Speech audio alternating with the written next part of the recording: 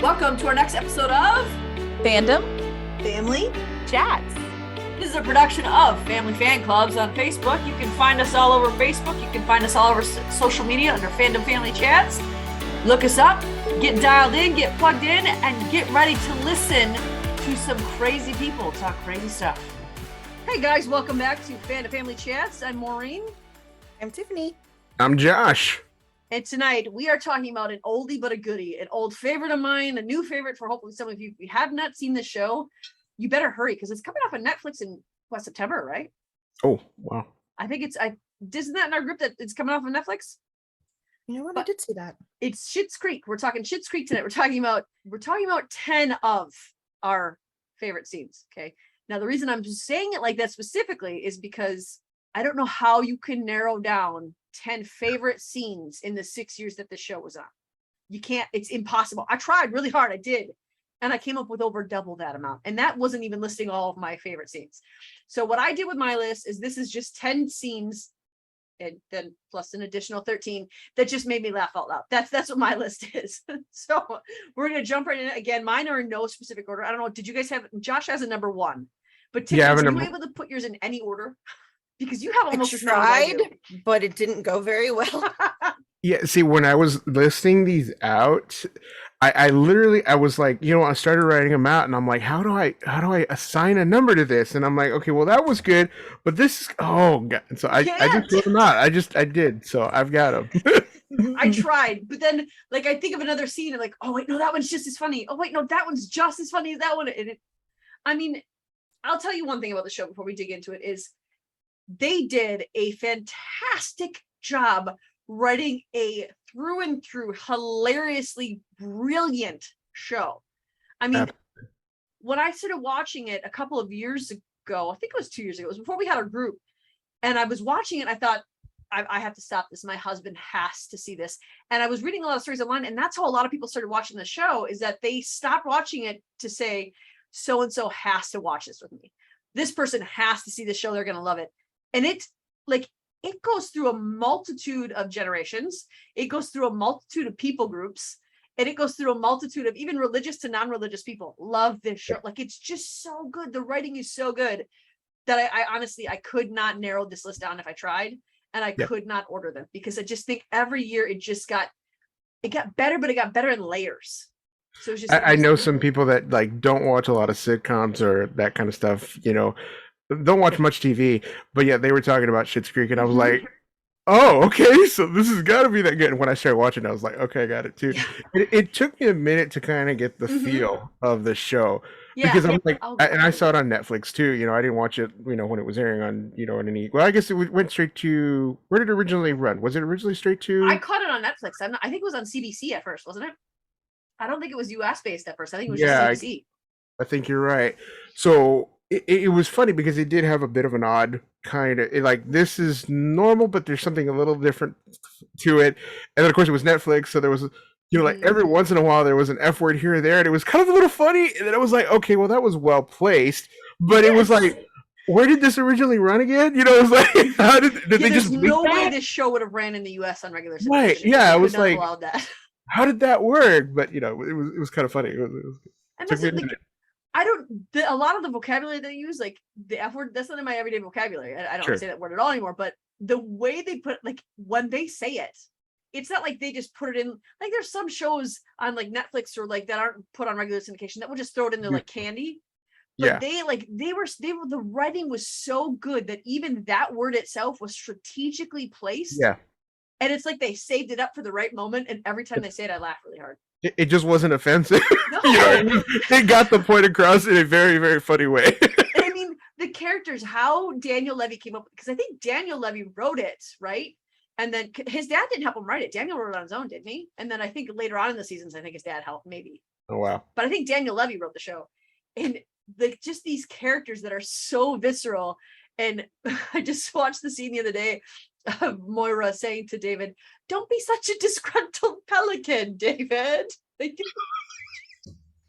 it's crazy to watch the bloopers because Catherine O'Hara will go from her Moira accent in scene, and then she'll screw up, and then she'll go right back to her regular accent. And it's so odd Oh, to that's watch awesome. that Yeah. transition play out. So let's dig in. I'm gonna start at number 10. And again, remember, no particular order for me. None whatsoever. These are equally funny to me. All 23 of mine are equally funny. This one, well, actually, no. I just realized I can't put this one at number 10. This one is my number 1. Shoot. Oh, I'm No, gonna you're reverse that. picking on- Okay, so I do have a number 1.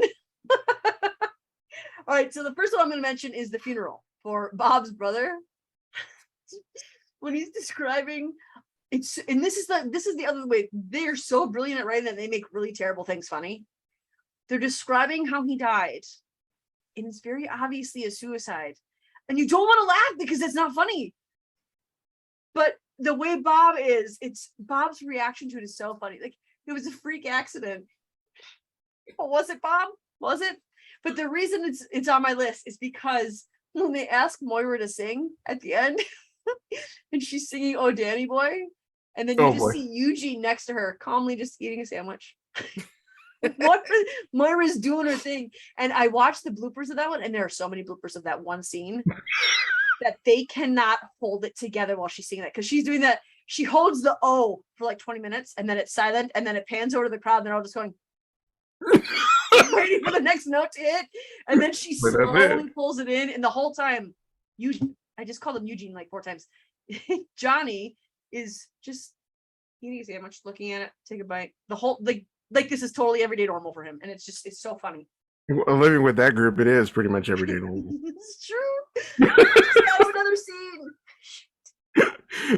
Yeah, I think that they definitely have to be. I'm sure there's a lot of retakes, but especially when you're doing something that's supposed to be funny during a serious moment, that's hard. And then you're trying to not react to it in a way that's different than what's written. That I mean, hats off to them. That is definitely hard. It's the same as like trying to show emotion while you're eating.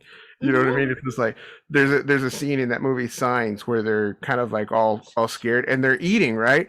And it's like they're just crying, and you can see the fear and everything else. Like that's hard, that's hard. So it's hats off to these guys. They do such a good job. I love it. All right, Tiffany, what's your number 10? I have the engagement photos with David and Patrick. I forgot And about that. Patrick's beautiful spray tan. He looks like a cheetah. He's orange. That was really funny. Let me That see was if I can really put hard a to laugh at. If I can find a picture and put it, I'm gonna put it right here. Okay, I'm gonna put it right here, just so people can see it. I'm gonna hold my hand up for a minute so I know how long I have to hold up there. Why Josh, are you have not seen spray that cans episode. a thing? Actually, I don't get that. It's like You just, well, I mean, that's comedic because you relief. have color on your skin, though. There you go. That's true. That's pasty. What nationality are you, Tiffany? Oh, okay. I was gonna say pasty white Irish. I was gonna say pasty white Irish people, but Amanda's my other Irish person. I realized I probably couldn't call you Irish, but us pasty white people, I love it. we sometimes, especially because I mean David Rose has some color on his skin, so you put Patrick's face next to David's face in a picture with a flash. Patrick's gonna stand out a little more, but I think he stood out way more in those engagement photos. Wasn't Ray the one taking the pictures? And he's like, these are great.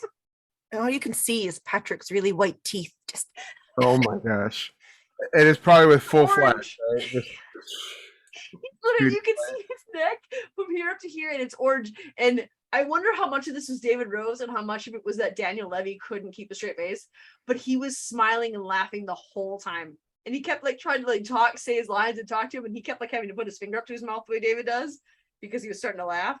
So I don't know if that was like, it was probably something he put into David Rose, but I imagine some of that was Daniel Levy having to look at, it's Noah, right? Is his name?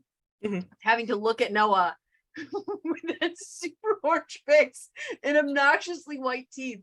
Oh my gosh, I forgot all about that. That is funny. I'm looking forward to that. Josh, what's your number 10? Oh, my cheeks hurt already, guys. What's your number 10, Josh? Okay, so I'll start off with this one, but I love the write-off when he's like, where did you get all that? Oh, it's a write-off. It's a business expense. Okay, but who's paying for it? Nobody. Nobody. Write-off. Like, you don't know how this works. Poor Johnny almost had an aneurysm there. And they're like there because of what was the original reason was like tax evasion, right, or something like that. It was Yeah. just That's because his business partner didn't pay the taxes. the first thing, right? It's a write-off. He goes to Starting- the room. Did you buy a lamp? Yes. With what money? It's a write-off. I'm thinking about selling home lamps at the store. Like that's what? And then he bought the bed sheets. Do you know what a write-off is? Yes, I know what it is. What is it? That- Do you though? How did he word what the write-off was? He said something like, you buy things for a business and then you write it off. Who writes it off? I don't know, the government? The write-off for it. people? Nobody, it's a write-off. Will you leave me alone? I thought that was hilarious. I thought that was like, I saw a TikTok the other day too. Like, I forgot somebody was showing something and like they'd bought something, I don't know, frivolous or whatever else like that. And they're like, no, it's a write off, you know, and it was the voiceover of them going back and forth. I was like, very like, well played. In like one of I don't know if it's the first episode or like the second, but it's somewhere in there. There's one of the first or second episode of the series when Johnny comes in the room and he's David has face cream. He's like, where'd you get that from, Paris? How'd you pay for it? Well, one of my cards wasn't shut off yet. Johnny says, how are you gonna pay for it? And David said, I don't think you understand. I already have it. So it's like it's a done deal. So it's like, what are they gonna do? They're just That's so funny. bad with money. They so don't understand any sort of concept at all of how anything works, and they make no attempt to. They don't care. I want this. I get. I mean, that's their mindset. Is That was their lifestyle, you know what I mean? So it's like you know, it's hard because I don't, well, not to that degree, but I know there's some people that are just kind of, you know, at the level. I've never met anybody that way, but you know, Mhm. it happens. Yes. I love Well, it. it's a good one we've seen. Okay, so number 9 for me is Moira in the closet, part 1 and part 2. Moira in one of the first episodes takes a bunch of, what is it, Valium she takes? Her laudanum, that's from long ago. But she takes a pill to relax and then goes and hides in the closet in her wig because she doesn't want to be around. So she just goes in the closet and Alexis has to try to drag her out and they take her to the Tropical Cafe and she's crazy. She's saying all these things that she wants. And none of them are things she'd eat. Like she wanted like the nacho bowl with all the cheese, and Alexis just goes, "No, she'll have the egg whites." But the second time she was in the closet, there was like a fire or something, and there was smoke, and she couldn't get out of the closet. It's one of those accordion doors, and she couldn't get out of the closet. She's screaming, "This is not how I go! This is not how I die!" And she's freaking out. And then Roland comes in. He runs in there and saves the day. I just like anytime Moira gets in a closet. That's hilarious. She always comes out with her wig askew, and it's like it almost looks like she's been grabbing it and pulling it because it's all like crumpled in weird places and it's all tilted. And she comes in and like her mascara and eyeliner is all smudged on her. It's just I love more when she comes out than when she's in. I love it. When she's in, she's usually under the influence of something. She comes up with some real weird stuff. She keeps it all there. Tiffany, what's your number 9, Tiffany? Jocelyn Sprinkle. Just the whole episode from beginning to end was absolutely hilarious. That's another money one. Because Visitor Patrick was like, how are you paying for all this? I don't know. David, the person who offers to do the shower is the one who pays for the shower. He's serving fish and wine and soft cheeses. She can't eat any of that. I love there's one point when David is carrying the giant crawling baby pinata, which that seems like a bad idea to practice hitting a baby with a baseball bat, but sure, you know, to each his own. And Sorry. Jocelyn goes to Patrick, "Is this a bad idea?" And he says, "Yeah, probably, but we're here now." So We make piñatas out of things we admire, so it's fine. yes. Oh, another moment happens in that episode that's my favorite, where the game he plays is so the tic tac in the mom's mouth. Oh, It's like, why are you so good at this game? He's like, I practiced a lot with you and your barbiturates. He just toss the pills in her mouth. I remember that. Yes. Oh no, that's that. That was their life. See how many sleeping Oh, pills boy. you can get in mommy's mouth. She never overdosed. So either maybe they did have really bad aim because it's David Rose. So maybe his aim just wasn't all that great. What's your number 9, Josh? Or Oh, number 8? boy. Oh, we're on 9. We're on 9. Yeah, 9. Oh man, this is hard. You know what? I just saw this episode the other day, and I thought it was kind of funny.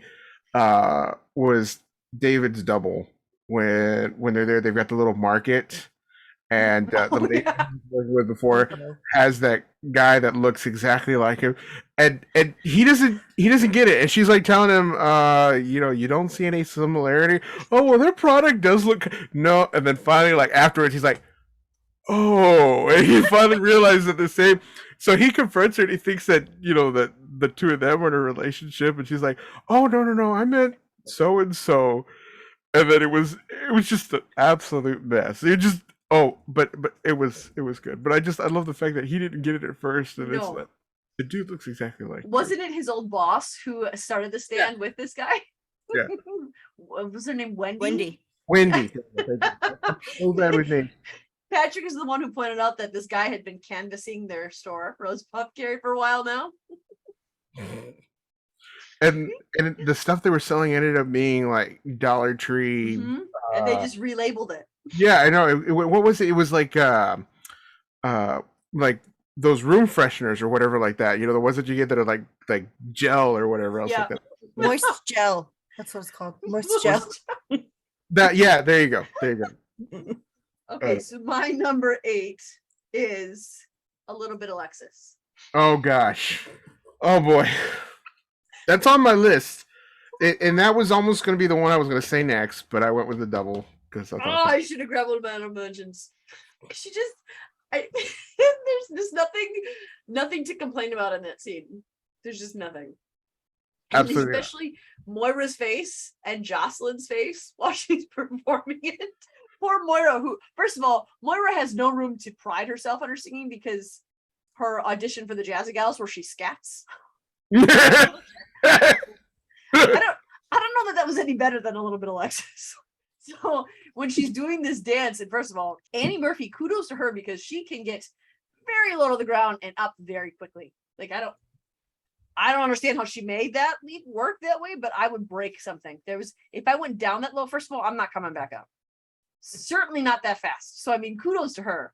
But the whole time she's singing that song, Jocelyn and Moira just look horror stricken. And the fact that she just assumes she has the job because of nepotism. This is just a formality. I'm gonna get the lead in this musical because it's my mom. I have to say you're right though. I think there was nothing. I mean that there was nothing wrong with this. That was perfectly comedically done. But she gets up there and she starts singing, and it's just this absolutely, utterly ridiculous, over the top, and it's just like, and Maura's just like, And the lyrics, I what mean, was coming. Oh, fun fact! Do you know they actually turned that into a song? I don't It's on Spotify and iTunes and everything like that. know. I was There's a like, music video amazed. for it too. I did not see the music video. Oh, you're gonna check that out after this. You know those you find those videos in YouTube that says images or things from this show that live rent free in my head. This is one of those things. I love I it. will just randomly start singing this song in my head just because it lives there now. I like when Annie Murphy was on Kelly Clarkson's daytime show and they both performed it together. Really? Yeah, and you have to watch it. Kelly Clarkson sings "I'm a Little Bit Texas." I'm not a fan of Kelly Clarkson, but that was probably funny. I will say this: it definitely stands out because I was watching it, and all of a sudden I'm like, "What in the world is happening?" I'm like, literally, like I'm looking at this. I'm like, "This is painful, but why can't I stop watching? This is hilarious." See, now here's the thing. Like, I also love The Office. Like, I love The Office. I think people who don't watch The Office are insane. So don't tell me if you don't want. Well, actually, I kind of want to. Do you guys watch The Office? Yeah. Okay, good. So I love it, and I don't understand people who don't love it. But there are times when Michael Scott makes me so uncomfortable I have to look away from the screen. Oh yeah. This show makes me super uncomfortable sometimes, but I can't look away from the screen. Yeah, no. And see, and that's when you know you've written something good, because it's not for the instant reaction, but for the lasting memory or the Yes. lasting the impact that it makes. There's episodes of like The Office and very much in this show too, where you watch it, it's like it reminds me of. Do you all remember that movie Napoleon Dynamite? Yes. It's like you're sitting there watching this thing, you go, "What am I doing with my life? What is this? What I is this what life is coming now? Why am I watching this?" And then you sit back, just thinking about it, you start laughing, and I feel like this show has tons of those moments. I Absolutely. love that. I And love you that. want to keep returning to it. Yep. All right, Tiffany, what's your number 8? When Alexis gets lice. I love she has to go to Ted to help her get the lice out. And she comes up with this crazy story about a friend that has lice from a dog. Can she use dog lice shampoo? No. And then Ted's like picking him out of her hair. Oh, this is fine. This isn't gross. Oh, that one's huge. It's gross now. Didn't he say, oh, there's some big fellas in there? And she was like, Ted. And he's like, no, I'm just kidding. Oh, except for that one. That one's big. Nope. It's okay. That was Not just the kidding. mama. We got it. I remember that.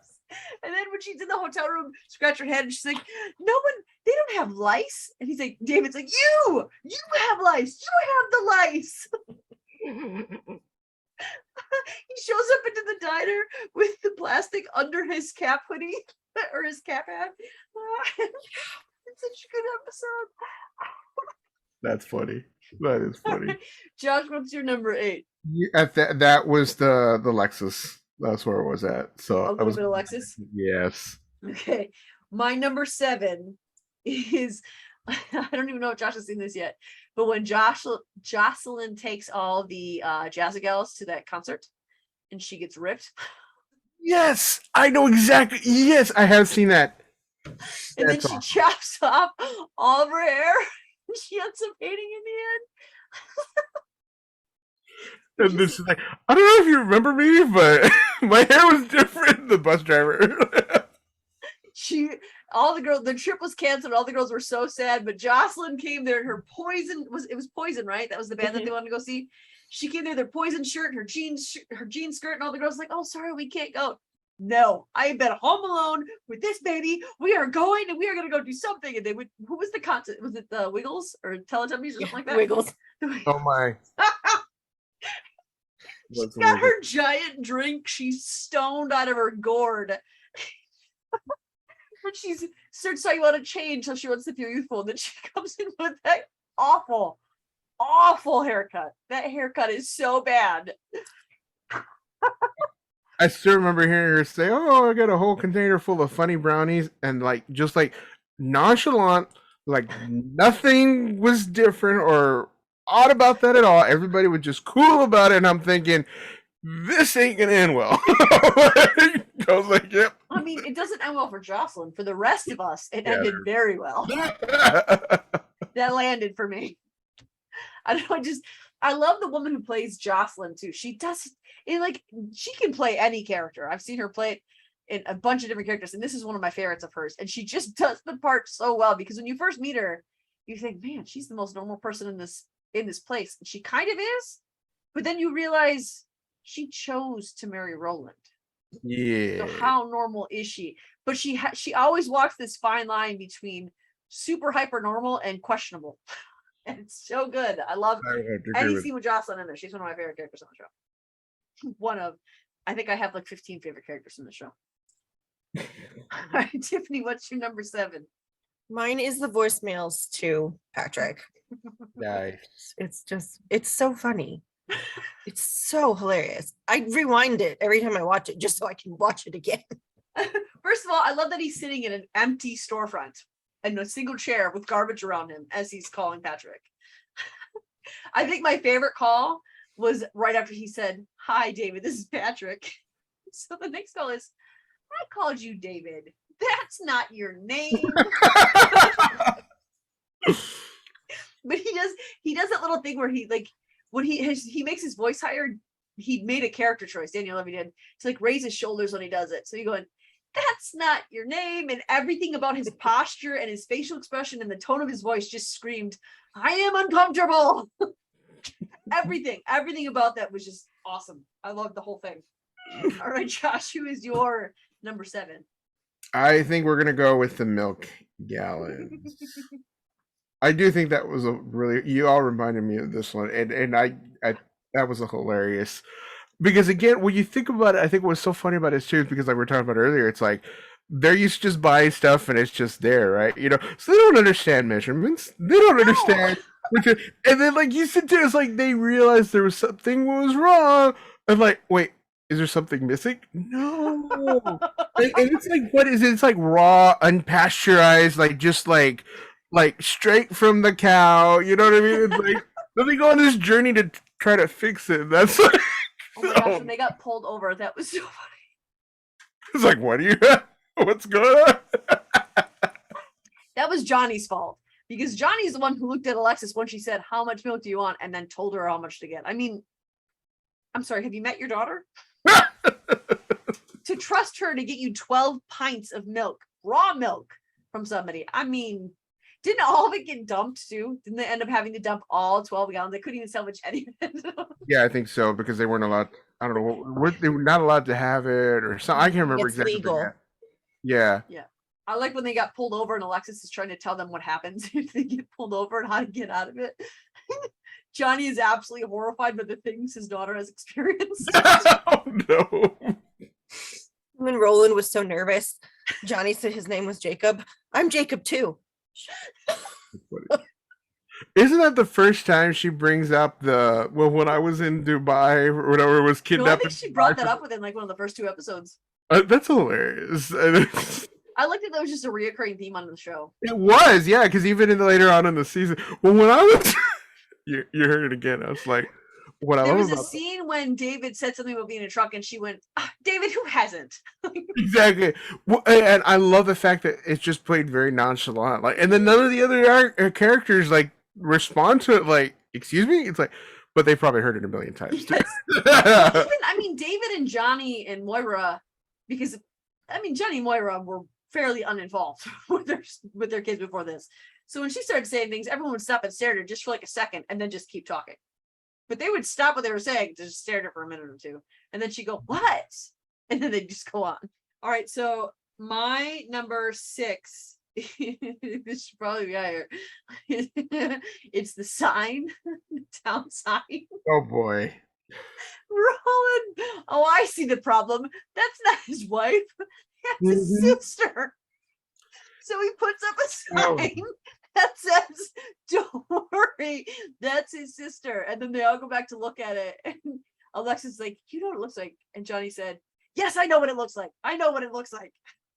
You'd like to think that he doesn't realize what's happening because he's innocent, but no, that's just inept. Things are not firing on all cylinders there. No. No. Then, do you remember? Josh doesn't. Should we spoil this for Josh and what happens at the very end of the last episode? Do know how it ends. Oh, you do? Okay. Yes. On So the I can last say it episode then. with the sign, yes. That got spoiled for me. Oh, that's a bummer. I love that as they're leaving Schitt's Creek, they have changed the sign to be the faces of the roses. Yep. That is absolutely perfect and absolutely fitting. I mean, could you imagine it any other way? No. No. All right, so I liked when Johnny was talking to Ray about the sign, and Ray's like, "Oh, I see it now. His shoulders are too big." Really, Ray? Come on. Yeah, that's what it was. That's what it was. then you went back and told Roland, Johnny has a problem with your family. Yes, that's what he complained about. Absolutely. I mean, Johnny could not have been any clearer with what he thought the problem was. That's one of my favorite things about the show is Johnny is super clear. He's normal, he communicates normal, and nobody ever understands what he's trying to communicate. All right. So what is your number 6, Tiffany? The housewarming party that Patrick threw when Ted and Alexis showed up and they played spin the bottle, and Ted ended up kissing David, and then Alexis ended up kissing Patrick because everybody was mad at each other. It was so funny. That was hilarious. I will give you that. That was a very, very, and you just see how Alexis was just like getting so mad I mean, just like everybody. Oh my gosh, that was Drunk Ted is everybody's friend, apparently. oh no joke.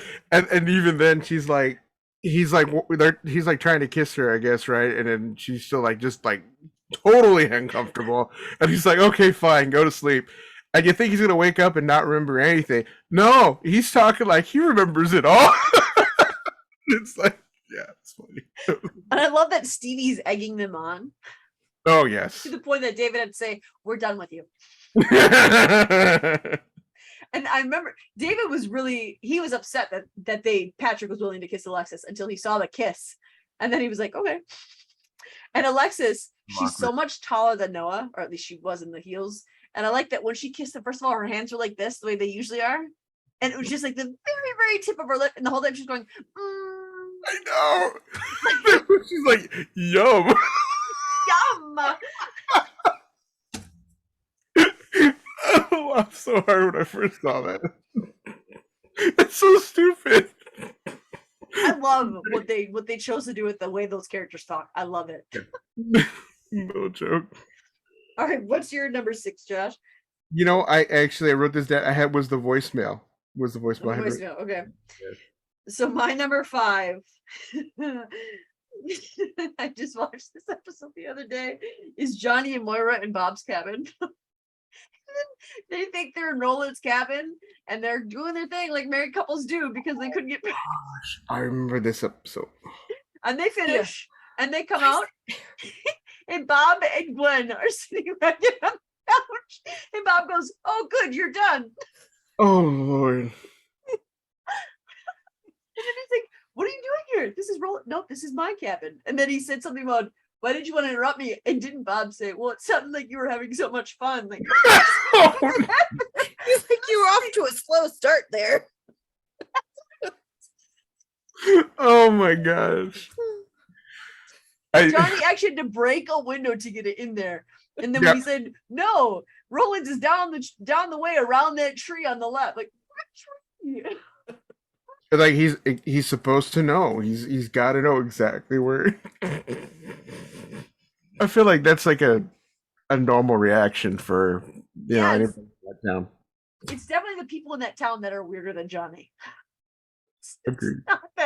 It's not that Johnny's weird. Johnny has a normal sense of decorum and privacy, and it's everyone else who is unsure of what those things mean. Okay, what is your number 5, Tiffany? The enchiladas episode. Fold in the cheese. Fold in the cheese. That's my number 1. That's my number 2. If you say fold it in one more time. Those 2 attempts to even make something together. Apparently, well, it was because she insisted that it came from the argument that she never made anything in their entire life. Yes, I did. I made enchiladas. First of all, why would enchiladas be in Moira's family? Sorry, Moira is about as white as I am. So why is that a family recipe for her family? I have some theories, but yeah. I have no theories that are politically correct. So. Exactly. That's what I was gonna say. That's why I stopped talking. And so this is the way the show is created, okay? It's supposed to be this way. And I love that he's like, "What does that mean?" "Well, you fold it in." "But I don't know how to do that." "You just fold it in." And then I love what he calls it broken cheese, not shredded. "I don't know how to fold in broken cheese that way." What is broken cheese? What is broken cheese? And they don't even call it enchiladas, right? I forget. Like, what did she say? How did she pronounce it? I can't remember. It's like, remember. Oh my gosh, I do. That whole episode is more taken over by fold the cheese than what came before that. Absolutely. I like when he's leaving, she's like, "Oh great, now it's bubbling." "David, oh yes, smell like what is Bruce?" I know. She goes, "Oh, now there's bubbles," or something like that. Just like yes. I absolutely love that. And somebody pointed out what they were making fun of. It was like the sauce is like a creamy white. You know what I mean? It's just like, what kind of enchiladas are they making? It's like, what are we doing here now? It's like, no spices. When she says says it again, and he says, if you say fold it in one more time, and she says, I can't do everything for you. His response is, well, can you do one thing? It's like you're literally just reading off the paper. Really, what was her purpose there? Can David not read? And I love the way they wrapped up the bit where what does he say? He goes, well, I think this is great. We should do this, maybe once, twice a week. Never happen again. Okay. Never happen again. It's funny because like they play it off through the whole series. Like Moira, they neglected they neglected David more than they neglected Alexis, but it's David that Moira is the closest to. And like they share clothes. They in the first episode when he was talking about how she would come and share things with him. There was the episode where she the nude photos of her were leaked, or the nude photos of her were leaked, and she looked at David and said, our relationship has come to a point as parent and son where it's become increasingly awkward. And he said, I wager that happened a long time ago.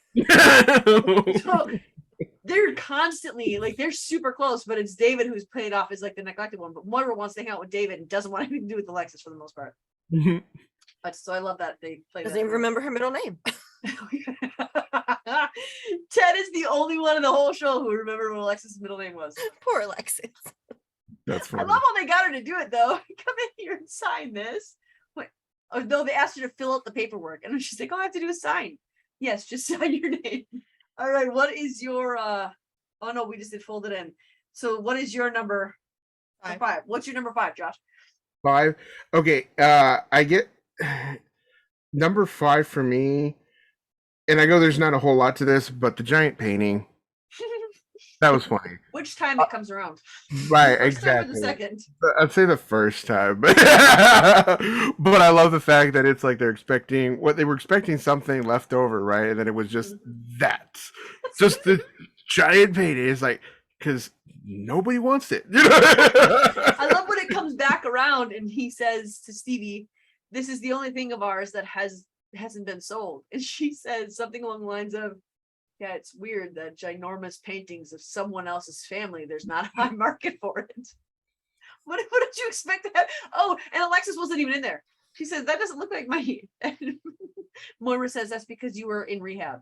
I wasn't in rehab. I was at rehab. So they just had the assistant pose for the picture. They painted Alexis's face on it. It's like, oh, that's why it looks so different. It. Oh No, man! Like once they put it in the room and they leave and come back, and like, is it growing? No, it's just that large. I love that, and I think that episode stuck out to me. I mean, at least the giant painting thing did, because it kind of reminded me of A Year of the Life with Gilmore Girls. You know what I mean, with the big giant Richard. painting, and I was like, oh, that's funny. It's like that's a good gag. And the great, like, at least in A Year in Life, Emily gave the wrong dimensions. Sure. These people meant to have this giant size picture of themselves. Oh boy, I love that. So my number 4 is David and Stevie stoned. When they were in, was it next to her cousin's room? And they were just ripped on his stuff. And then they were wearing David was actually, and I think the reason I like it so much is because David was wearing a trucker hat and these glasses. And that is, David Rose would not be caught dead in that if he was in a normal mental state. There's no way. And then Stevie keeps falling off the bed and David can't stand up straight. And then there was there another time where they did that when he had gloves on, because I think he was cleaning the room, and Stevie was like, "I found this under a bed. Do you want some?" And he was like, "That's gross. And yes, I'd like to very much, please." He's got spunk. All right, Tiffany, what's your number 4? My 4 was the town sign, so I'll do one of my honorable mentions. Okay. Speaking of the smoking, I thought it was really hilarious when the Roses and the Schitts smoked together at their luau party. That was just so funny. They having like deep conversations with each other. Pansexual. Didn't Roland say something like, "What? So he's only in love with garages," or something like that? Something off the wall crazy like that. Jocelyn, queer fetish. That's what he said. Yes, but yeah, that's what it was. Yeah.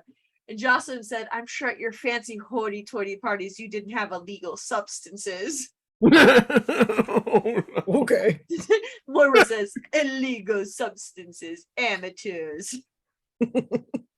I can't do her accent justice, but I keep trying to do it because I can't say a Moira. I don't know if you guys find yourself like relaying these scenes to people, but I do all the time.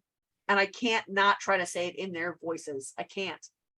Because that's what it is. It's more than a scene. These are more than just scenes. Like these are actually like them saying it, speaking it. It's still weird to me when I hear any one of them give an interview and they're like talking like the Roses. Like what? Oh, that's right. That's just that's not actually who you are. I agree because it's like I whenever I see Moira, I always originally thought of Home Alone. You know what I mean? It's like that's what I'm going for. I'm like I'm waiting for her to yell Kevin, but it's like, but no, it's hilarious that it's almost like it's like a faux transatlantic. You know what I mean? It's just like I love it. Absolutely. I think she was asked that once where her accent came from, and I think she's what it was modeled after. She said, "Oh, it's not modeled after anything. It's just something I came up with." It's because it literally sounds like no other language and no other accent. It's just there's just something Catherine O'Hara's like, you know what? I'm just gonna do it this way. I mean, that shows you what kind of people they are too. And I think the other cool thing about the show, now that we're talking about, I just want to mention Eugene Levy and Catherine O'Hara have been friends for decades. And I think isn't Catherine O'Hara David's godmother or Daniel's godmother? I'm pretty sure I think she's Daniel Levy's godmother. So it's cool that because Eugene Levy and Catherine O'Hara played husband and wife on another show years ago.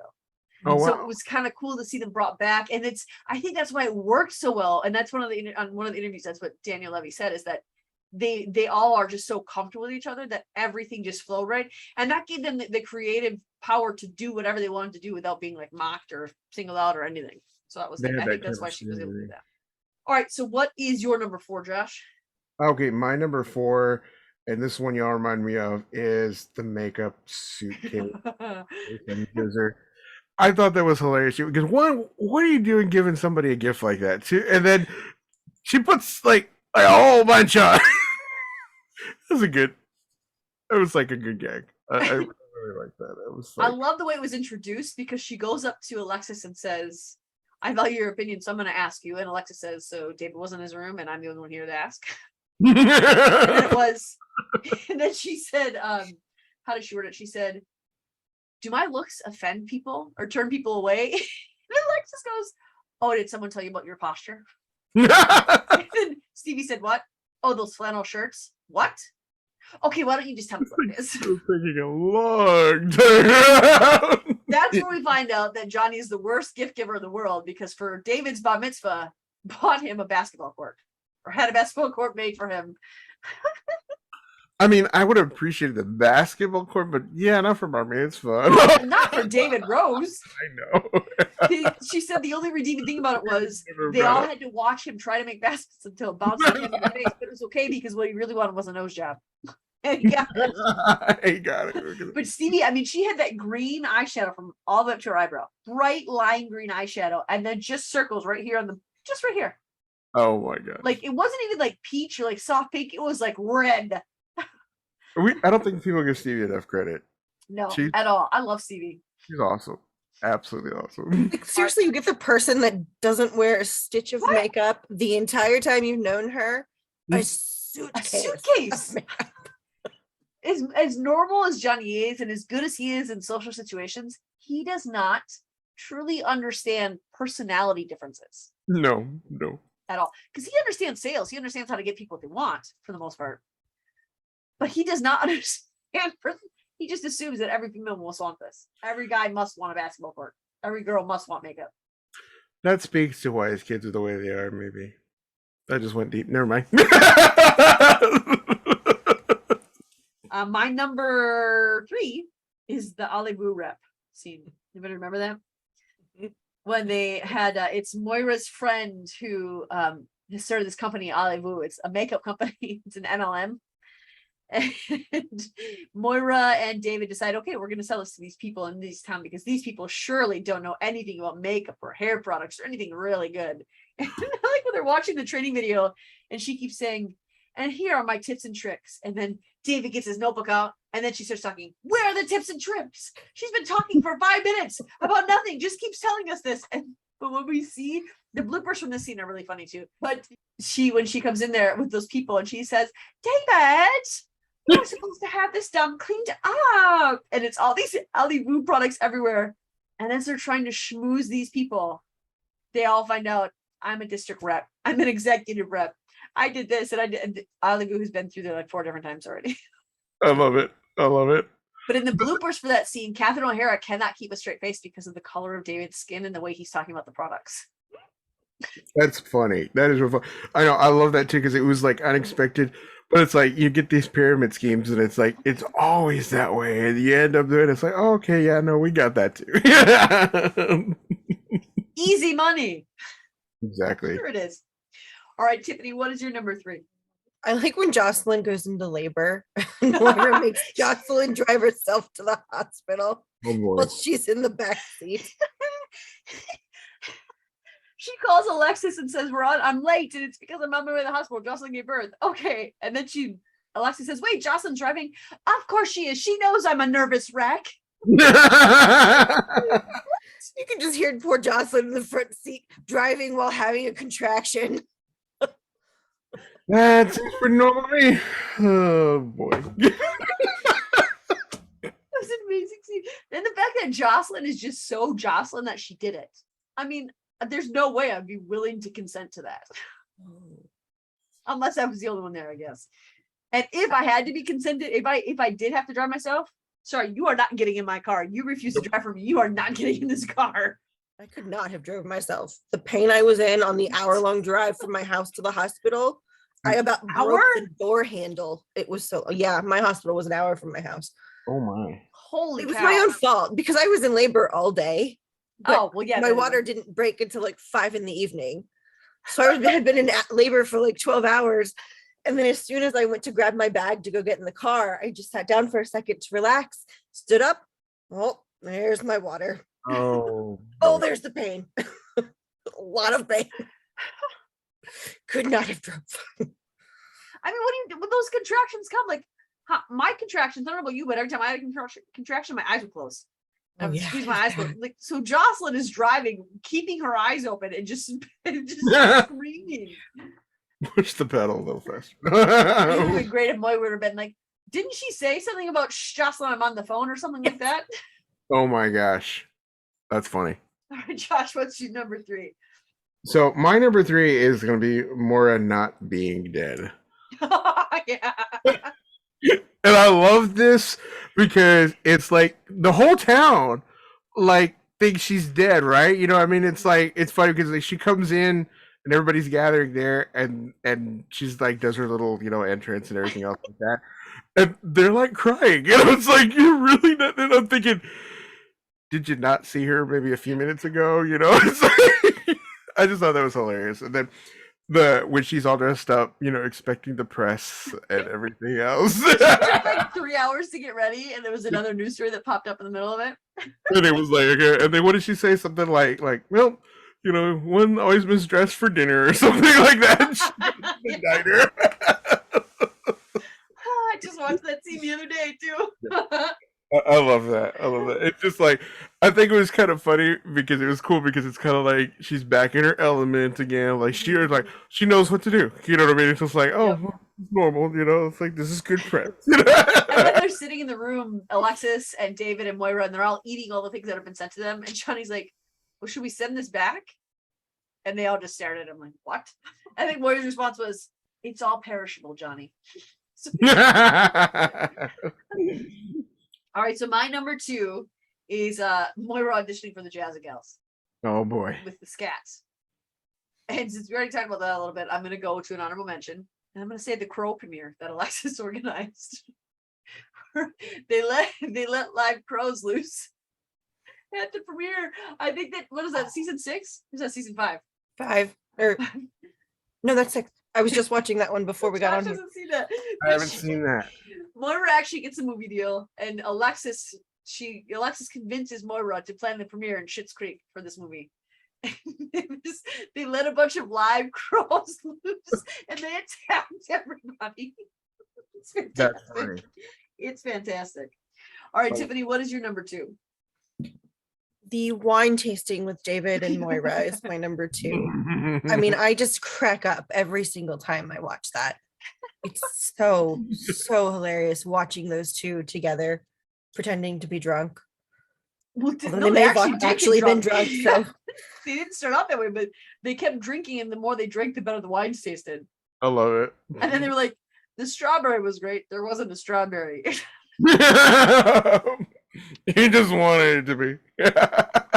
I mean, fruit wine, it sounds good in concept, but then you actually think about what I mean, like, yeah, wine comes from grapes, and but to just take like banana and like all these other weird fruits that he had, and it doesn't sound like the process was very good behind it. So just poor Myra is used to alcohol for sure, but much more expensive wine and spirits than what she had there. It's just hilarious every time she asked to drink it, because her and David had the exact same facial expression every time they took a drink of the wine. Have you ever had a glass of wine that's actually got that was actually fermented from bananas? No. Oh, it's interesting. I don't recommend it. I think interesting is the word that David said. Yeah. It sounds terrible. Tasted it was a grape blend, but it had a banana as part of the fermentation process. I don't know. Yeah. Why though? Why? He gave it a earthy kind of body to it, and it's a sampler. That's it. You want a sample, you don't want a glass. No. I don't want anyone to taste earthy. That sounds horrible. It smells good, but no. Wasn't that how they were judging the wines in the end, was based on how they smelled? That's perfect. Because they couldn't keep drinking. It was, even when they were drunk, it tasted disgusting. It tasted better than when they started, but even when they were drunk, it was disgusting. I mean, banana, ooh. No. Poor Herb. He's like, you've tasted every wine we have, and you couldn't pick one. And David's like, I like radish. There's no radish. All right, Josh, what's your number 2? My number 2 was the folding cheese. Just I think that was hilarious. Folding the cheese. That was folding the cheese. Yeah, I thought you said Foley cheese, and I was like, what? No, folding. Sorry about that. That's okay. I thought you were trying to pronounce the word foliage the way Moira would do it, and I was trying to do that happened, and I couldn't. That's fair. Actually, I'm sure there's probably somewhere where she actually There probably is. Well, that was my number 1, so I'm going to pick an honorable mention for my next one. Let me look at the list here. Oh, I'm going to do David and the Amish. And that started with the brown bag that Moira was missing, and she's just screaming.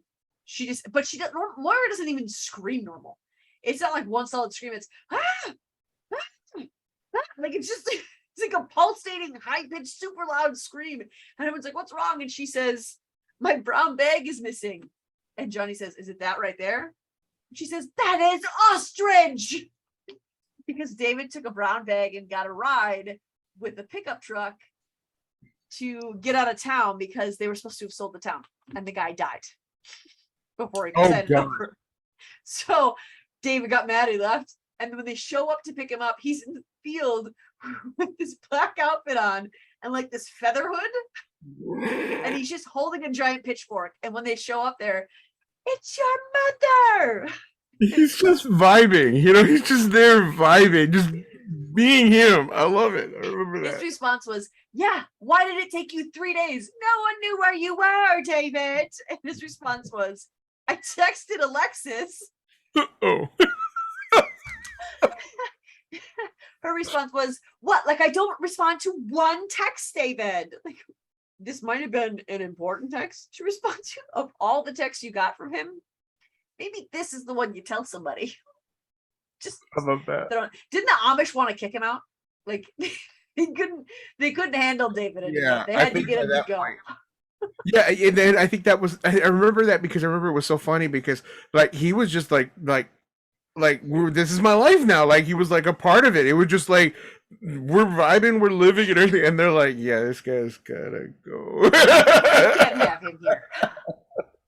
Which is funny because I don't think the Amish would really actually kick somebody out like that, but maybe not. There's actually an episode where he says he complains about having to ride in the back of a pickup truck.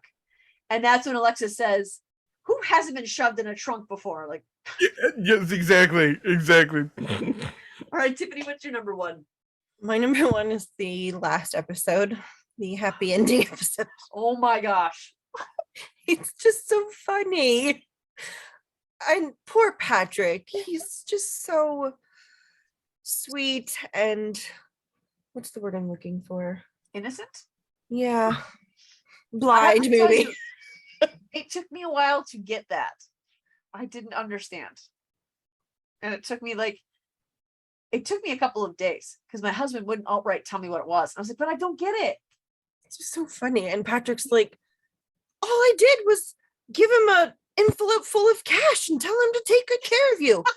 And I see now how he could have interpreted that differently. You Oh, think? What's your number one, Josh? Okay, my number one is the commercial, Morris commercial. Again, back with the wine.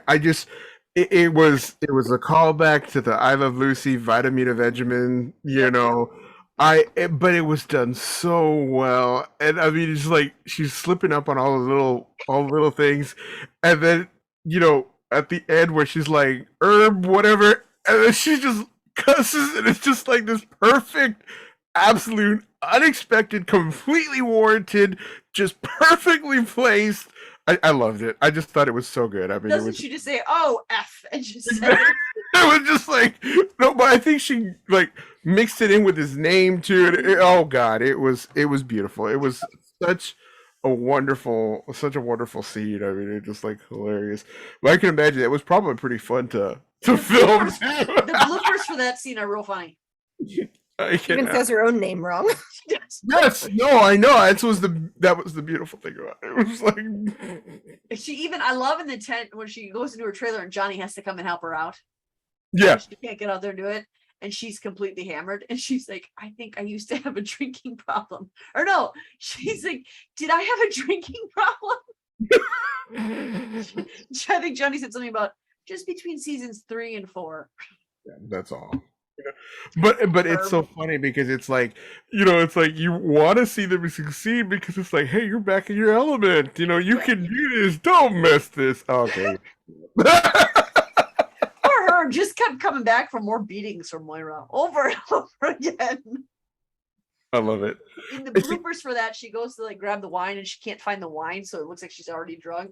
That, but they have to keep doing the scene again because she keeps like forgetting where the wine glass is placed before she picks it up.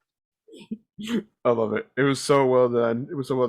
I think if that was happening in real life, you just cut that commercial together, and all, let it run. Absolutely. I mean, I would want to go drink that brand just because of that commercial. Yeah, absolutely. You'd buy that, and you wouldn't forget that commercial either. Like I was looking for some vendors for our convention, and one of them said, I was looking at their corporate headquarters number, and it said intergalactic headquarters. Like, right, I like you. Let's try to work together. The weirder you are, the more I want to work with you. I like that. You won't forget it. No. All right. So Tiffany and I have some honorable mentions. We're not going to go into detail on these scenes, although one I'm going to go into detail on, just one of mine. So Tiffany, pick one that you want to go into detail on. But I added a few since we started. So Tiffany, I'm going to let you do your honorable mentions first, and I'll cross my. Oh, I thought you were frozen. You and Josh can sit so ridiculously still. How do you do that? Bluey, hello. We have to be Bluey. statues. All right, I'm gonna let you go first, Tiffany, and then I'll cross out the ones that you do on my list.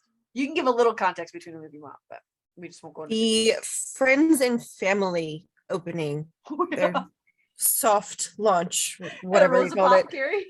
Yeah, that was really funny. Just David just walking up into the store and a whole huge line of people wrapped around the corner of the building. They're like cursing at him, and he's like, "This is my store." Okay, what's that one? Moira and Roland waking up in bed together. Oh gosh. After that convention. Oh Moira just my. screaming, no! What he says something like, "What I do in my sheets is my prerogative," or Yep, what I something, do under my sheets is my business. like, something he would say. He's like, "Come on, bro." Oh my gosh. The robbery at Rose Apothecary, where Oh god. Not Alexis, Stevie and David just fill the bags with like wine and cheese and tapenade for the robber. I love They that. don't have any cash in the register. The I only forgot about that. thing is like, I feel like we did something wrong. It's like, yeah, maybe. Gave them our products. Just watching them try to explain it to not only Patrick but the police. It's like you realize as you're talking what you did wrong, right? I love Patrick and Ronnie's little back and forth together when she was renovating their bathroom in the store. That was hilarious. And then it was like the next episode that was the baseball game. Looking so good. She's like, I want to beat him so bad. He looks like a thumb. I can't lose to him. He looks like a giant thumb. And then when she's like, so do you know who's up next? You're down by this. It's this inning. Do you know who's up? You know, it's David. Her cackle. Ronnie's cackle is like one of my favorite sounds from Schitt's Creek. The turkey hunt that David went on with everybody. Wow, poor David. We got and then he shot it, and he's magic. like, so what do we do? Just sit and wait for his turkey family to come by and shoot all of them? Yeah. Basically. Okay. When she asked him, have you ever shot a gun before? And he's like, no. Well, Elton used to have a hunt. So we're going to Elton John's to go on turkey. That man never went on a turkey hunt for anything ever. He never shot anything. That's funny. Or go to some others.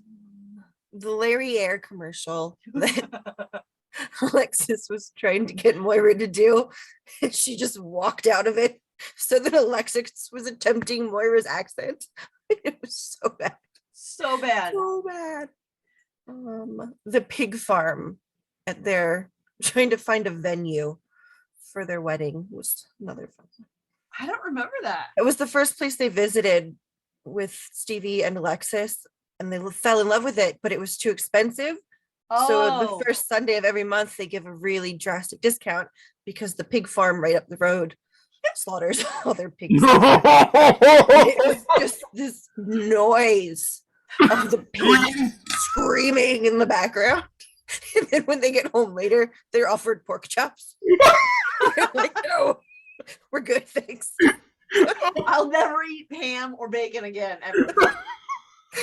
No pork.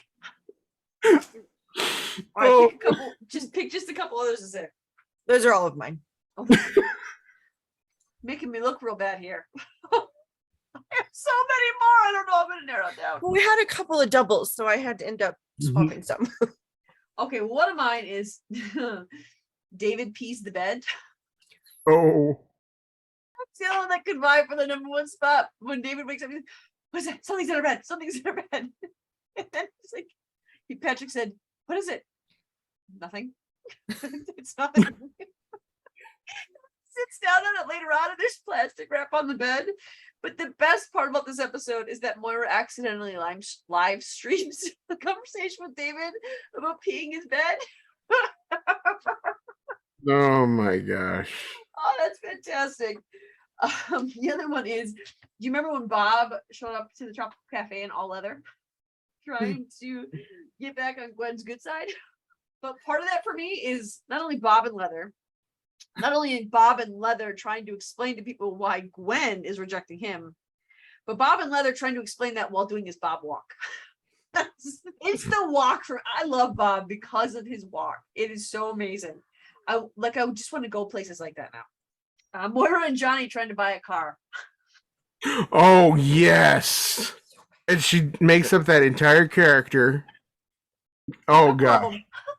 That was classic. That was beautiful. The guy's eventually like, So I'm sorry, where are you from? And Johnny says, I have no idea. And Moira responds with, I'm from London. And then tells her whole sob story. And I love that David is harassing her about her outfit. She says, it's your outfit, David. Okay, I'm gonna go with my last one I'll mention, and I have like 30 others. Is gonna be the Christmas party thing that they did, the dancing on the stage when David had his hair combed down this way instead of up fancy, and they're singing, and Alexis leans over to Patrick and says, they did this every year. Oh, what do they call it? They had a specific Something name extravaganza. for it. Oh, Extravaganza, something like that. Yeah, it was the performance or the. Yeah, I know. That was funny. That was It's just funny. Moira and poor David singing so off key. It's amazing.